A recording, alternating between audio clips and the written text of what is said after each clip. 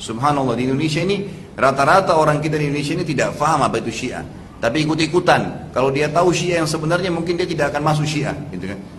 Tapi ada di antara mereka karena jahilnya, kemarin di Jakarta waktu mau meninggal, dia sempat bilang, saya meninggal, kalaupun saya meninggal ini dalam keadaan saya melaknat Abu Bakar. Siapa dia dan siapa Abu Bakar? Dan apa manfaatnya buat kamu? Tidak ada manfaat sama sekali.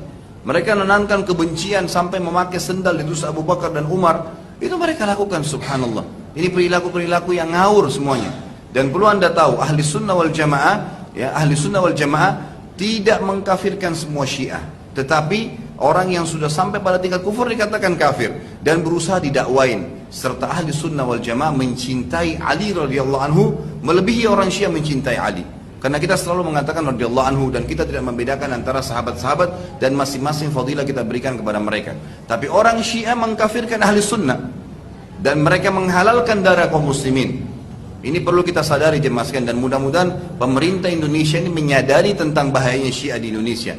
Sudah terjadi di Irak pada saat mereka merebut kekuasaan dan mereka membunuh Saddam karena menganggap Saddam adalah ahli sunnah dan selama ini memerangi mereka.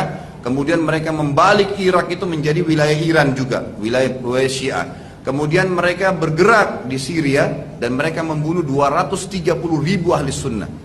230.000 orang, laki-laki, perempuan, anak-anak. Orang Yahudi saja tidak ada yang bunuh Islam sebanyak itu. Ini luar biasa.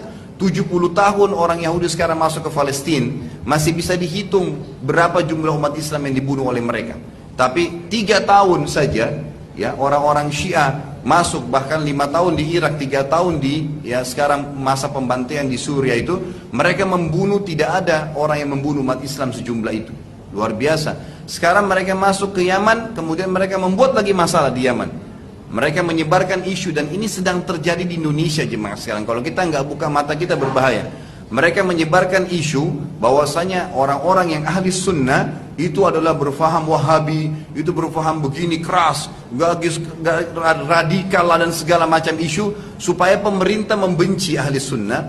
Nanti di Yaman begitu terjadi, pemerintah akhirnya menangkapi ahli sunnah, dimasukkan di penjara. Apa yang terjadi? Setelah tidak ada lagi dai-dai sunnah, banyak masjid yang ditutup pada saat itu, kemudian pengajian-pengajian ditutup, maka kekuatan militernya orang-orang Syiah ini langsung menguasai pemerintahan. Itu terjadi di Yaman, gitu kan? Terjadi di Yaman. Dan akhirnya presidennya sekarang baru sadar, oh ternyata ini para pengkhianat nih, gitu kan?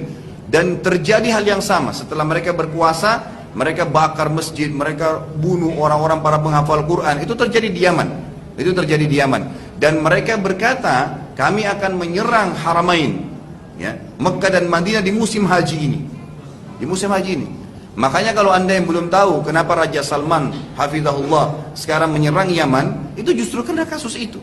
Di Indonesia orang banyak tidak paham itu, ya. Orang banyak tidak paham kenapa diserang. Mereka sudah mengatur program untuk menyerang Haramain, ya, dan menjadikan sebagai Syiah, dan mereka mengkafirkan ahli sunnah wal jamaah, mengkafirkan sahabat, mengatakan Al-Quran itu kurang, dan beragam macam khurafat dan kebohongan yang mereka lakukan.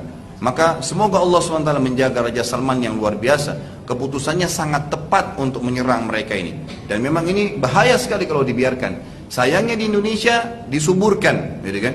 Disuburkan. Dan sekarang mereka lagi melakukan isu yang hampir sama dengan Yaman. Maka harus hati-hati saudara-saudara sekalian, karena orang-orang Syiah ini luar biasa sudah. Kalau ada musuh Islam di dalam Islam sendiri, mereka lah, gitu kan? Orang-orang ini berbahaya sekali. Mereka mengatakan Quran kurang, mereka melemparkan isu yang tidak benar, dan mereka mempunyai sifat ciri yang mirip sekali dengan orang munafik di zaman Nabi Shallallahu Alaihi Wasallam. Berwajah Muslim tapi bukan perilaku Islam. Banyak sekali. Bagaimana bisa ada orang Islam yang mengatakan Quran kurang sementara Allah mengatakan Allah telah menyempurnakan Al-Quran? A'udzubillahi minasyaitonir inna nahnu nazzalna dzikra wa inna lahu hafizun. Kami turunkan Quran dan kami akan menjaganya. Itu kan firman Allah Subhanahu wa taala. Bagaimana bisa orang-orang yang telah Nabi jadikan sebagai mertuanya Abu Bakar dan Umar itu dikafirkan oleh mereka, yang telah menjadi istri Nabi sallallahu alaihi wasallam Aisyah, lalu mereka kafirkan juga. Dari mana bisa terjadi ini? Nah, ini berbahaya sekali.